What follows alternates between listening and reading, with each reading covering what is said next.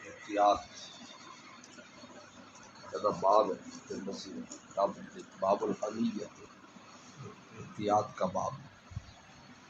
ہر بیماری میں اس کا حکم ہے، کرونا سے خاص نہیں، ہر بیماری میں احتیاط علاج سے بہتر ہے۔ حدیث میں اس کا ذکر ہے۔ دراصل ہم اس کو اپنی شان کے خلاف سمجھتے ہیں یا بہت بری بات ہے کہ ہمارا مزاج جو ہے نا وہ سنت پر ڈھلا ہوا مزاج نہیں ہے کامل طور پر، یا چند چیزوں کا نام سنت رکھ کر ہم اس پر خوش ہیں، ایسا نہیں ہے۔ سنت تو وسلم کے ہر عمل، ہر قول جو آپ نے چھوڑا اس کو اپنانے کا نام، جو آپ نے آخر میں جس پر آپ کی زندگی ہوتی ہے، جو آخری آپ کے اعمال ہیں جو امت کے لیے چھوڑے ہیں، اس کو اب کرو تو وہ سنت کہلاتی ہے۔ حدیث میں تو ساری تفصیلات ہیں، لیکن اس میں بہت سے ایسے اعمال ہیں جو پہلے فرمائے ہیں، بعد میں ان کو ختم کر دیا، ناسخ منسوخ ہو جاتا ہے۔ پہلے عمل منسوخ ہو گئے، اس سے پہلے آگ پر کوئی چیز پکی کھاتے تھے تو وضو کرنا ہوتا تھا، تو پھر وہ منسوخ ہو گیا۔ اس میں بھی حکمت تھی، ایک تو آگ کا اثر، اور دوسرا ہے کہ مجوسیت جو آگ کو عبادت اور اہمیت دیتی تھی، اس کے اثر کو ختم کرنے کے لیے تو قابل احترام چیز تھوڑی وضو کرنا ہوتا ہے۔ جب اعتدال آ گیا تو ختم ہو گیا۔ شروع میں کتوں کا جھوٹے کو 7 دفعہ دھوتے تھے، بعد میں 3 دفعہ آ گئے، اعتدال آ گیا۔ تو ہم لوگ جو ہے نا وہ چند چیزوں کو فوکس کر کے بس اس کا نام ہم سمجھتے ہیں، ورنہ رسول صلی اللہ علیہ وسلم کی ہدایات تو ہر اس میں۔ ترتیب میں باب الحمیت یہیں سے شروع ہو رہا ہے، احتیاط کریں، جب جہاں بھی جس طرح کی بھی کوئی بیماری ہو، اس میں احتیاط کرو۔ کہ بہت شاید دینداری کے خلاف ہے تمہاری، تم ولایت کے اونچے درجے نیچے آ جاؤ گے، تو سمجھ میں نہیں آتا یہ ولایت کا درجات اس پر کیسے موقوف کر رکھے ہیں۔ بھائی توکل، اور بھائی توکل کے لیے رسول نے فرمایا، صحابی نے جب پوچھا کہ جی میں اونٹ کا پاؤں باندھ کے توکل کروں یا چھوڑ کے توکل، فرمایا پہلے اونٹ کا پاؤں باندھ پھر توکل کر، رسول اللہ نے فرمایا۔ اس لیے وہ متوکلین جو حج پر آتے تھے اور زیادہ راہ نہیں لیتے تھے تو ان کو قرآن نے ڈانٹا ہے کہ ایسے تم چل پڑتے اور کہتے ہو نحن المتوکلون، ہم توکل والے ہیں، لہذا ہمیں کوئی روٹی مل گئی نہ ملی، تو قرآن نے رد کیا، فرمایا خیر الزاد التقوی، خیر الزاد التقوی، 2 معنی کیے اس کے۔ خیر الزاد التقوی، بہترین توشہ بچنا ہے، کسی سے مانگنا نہ پڑے، لے کے جاؤ ساتھ۔ اور دوسرا تقوی کا معنی ہے گناہ سے بچنا، یہ مانگنے سے بچنا اس تقوی میں تفسیر کی روح سے شامل ہے۔ لوگ سے گداگری جو کرتے ہو تم، قدم نال متوکل ہوں، یہ کیسا توکل ہے؟ اس کے بجائے گھر سے لے جاؤ تاکہ اس سے مانگنا نہ پڑے۔ اس لیے اس کو اب اس وقت ایک چیز ہے، وہ آسمانی بیماری یا زمینی بیماری ہے، وہ تو اللہ تعالیٰ جانتے ہیں، لیکن احتیاط جو ہے اس کا دامن نہیں چھوڑنا چاہیے۔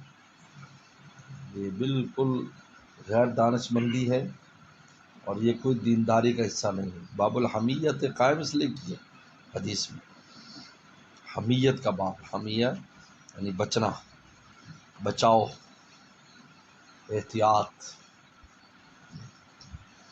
اس لیے پیغمبر صلی اللہ علیہ وسلم کی جو سنتیں ہیں آپ دیکھیں، اگر طبی طور پر تو آپ علیہ السلام کی جو سنتیں ہیں طبی طور پر، وہ آپ دیکھیں گے کہ وہ سب حمیت سے تعلق رکھتی ہیں۔ ہاتھ دھو کر کھاؤ، اب ہاتھ دھو کر جو کھا رہے ہیں کلی کرا رہے ہیں، میرے ہاتھ پر آپ کی کوئی ایسی چیز لگی ہے یا آپ کے منہ میں کوئی ایسی چیز ہے تو پھر آپ کھانا کھائیں، ایسا نہ ہو کہ آپ کے پیٹ میں جائے۔ پھر بعد میں پھر ہاتھ دھلا رہے ہیں، اور خود فرما رہے وسلم کہ الشیطان ان الشیطان حساس لحاظ، شیطان بہت حساس اور لحاظ ہے، یعنی لحاظ کہتے ہیں لحظ کرنے والا اور چاٹنے والا۔ زیادہ رات کو ہاتھ دھو کر سو، ایسا نہ ہو کہ اگر کوئی اس کو ایسا ہوگا رات کو کسی کو کوئی ایسا پیش آئے گا تو فرمایا کہ وہ خود ذمہ دار ہوگا۔ اب اس میں تمام محدثین لکھا ہے کہ آپ کے ہاتھ پر کوئی چیز لگی ہوئی ہے جس میں کھانے کی بو آ رہی ہے گوشت کی، کیڑا مڑا آ کے کاٹے گا، چوہا آ کے کاٹے گا، تو پھر کیا کرو گے بتاؤ؟ پھر آپ اس وقت کیا کرو گے؟ فرمایا لا یلومن الا نفس، اپنے آپ کو ملامت کرے۔ یہ سب احتیاطات ہے نا، دروازہ بند کر کے سو، برتن کو الٹا رکھ کے سو، برتن کو ڈام پر سو، یہ سب احتیاطات ہے، رات کی چیز گر جائے تو دروازہ بند کر کے سو۔ وہ سب احتیاطات ہیں، بعد میں جو نقصان ہو جائے تو پھر بعد میں کوستا پھرے یہ ہو گیا۔ تو میں تو اللہ پر توکل کیا تھا، اور جناب میں دروازہ بند نہیں اٹھا کے کوئی لے گئے۔ یا آپ دروازہ بند کر کے توکل کرو، کھول کے توکل کیوں کرتے ہو؟ کیا وہ حکم ہے؟ توکل یہی مطلب ہے، ہر بات اللہ تعالیٰ پر ڈال دو، یہ تو مطلب ہے توکل۔ اس لیے حضور صلی اللہ علیہ وسلم کی سیرت کو سمجھنا اور آپ کی اس کو بہت ضروری ہے۔ ہر چیز کو دیکھ کر چلنا چاہیے کیا ہو حکم ہے۔ اس لیے صوفی جو ہوتا ہے اور جو ابن الوقت باشد، وہ دیکھتے ہیں وقت کا تقاضا کہ اس پر چلتا ہے، پھر احتیاط کا تقاضا تو احتیاط کریں۔ تقاضا اس وقت یہی ہے، حالات جو چل رہے ہیں ہمیں احتیاط کرنی چاہیے۔ بہادر کیوں بنتے ہیں؟ بس کرو، بہادر کیوں بنتے ہیں ہم جی؟ جن کو ہو جاتا ہے بعد میں پھر ان سے پوچھو، پھر وہ کہیں گے یار بہت سخت وقت کا ہے، دوبارہ کبھی بات نہیں کریں گے اس پر، کوئی ضرورت نہیں ہے، اللہ کافی، اللہ تو کافی ہے، لیکن اللہ نے اسباب اس لیے تو بنایا ہے، اسباب کو معطل کرنا، اللہ کے اسباب دیے اسباب کو معطل کرنا اس کا شریعت حکم تھوڑی دیتی ہے۔ اگر اسباب ہی استعمال نہ کرنے ہوتے ہمیں تو پھر ہمیں جنات کی طرح ہوتے، نہ کھانے کی ضرورت ہے نہ پینے کی ضرورت ہے، وہ بھی پہلے تھے نا یہاں، لیکن اللہ تعالیٰ کی جتنا بھی نعمتیں تھیں ایسی بکھری ہوئی تھی، اس سے کوئی فائدہ نہیں اٹھا رہے تھے ان نعمتوں سے۔ لیکن انسان آیا، کھیتی باڑیاں کی، پہاڑوں کو کھودا، زمین کو کھودا، نعمتوں کو نکالا اور استعمال کیا۔ وہ تو لاکھوں سالوں سے جنات تھے، ان کو کبھی سونے کی ضرورت نہیں پڑی، کبھی چاندی کی ضرورت نہیں پڑی، بلڈنگیں بنانے کی ضرورت نہیں پڑی، کھیتی باڑی کی ضرورت نہیں پڑی، بولو انسان نے آ کر کیا نا ساتھ۔ تو بہرحال اس لیے پیغمبر صلی اللہ علیہ وسلم نے باب الحمیت سے، یعنی اسی سے شروع کیا ہے محدثین نے، کہ پیغمبر صلی اللہ علیہ وسلم نے ہر کام میں احتیاط کو فرمایا، احتیاط کو لازم پکڑو، اس میں بے احتیاطی نہ کرو، احتیاط کو لازم پکڑو، کہ نہ توکل کے خلاف ہے، نہ ایمانیات کے خلاف ہے، نہ ایمان کے خلاف ہے، نہ اسلام کے خلاف ہے، نہ سنت کے خلاف ہے، یہ عین مطلوب ہے،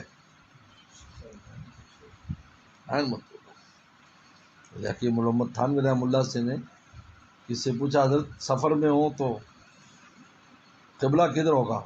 فرمایا جدھر تیرا سامان رکھا ہے۔ اس میں ان کو لطیف نصیحت کی، ایسا نہیں ہے کہ تو سامان چھوڑ کر کہیں چلا جائے اور سامان تیرا کو اٹھا کے لے جائے، اور ٹرینوں میں تو ہوتا رہتا ہے، کتنی دفعہ واقعات تمہیں اٹھا کے بیگ لے گیا، مطلب اس طریقے پر اپنی نماز روز اہتمام کر کے تیرا سامان بھی تیرے سامنے ہو، یہ نہ کہ کوئی دوسرا لے جائے۔ یہ بڑا لطیف اشارہ کیا اس میں انسان احتیاط کرے، غفلت نہ کرے، کوئی بھی نقصان پہنچا سکتے ہیں آپ کو۔ بہرحال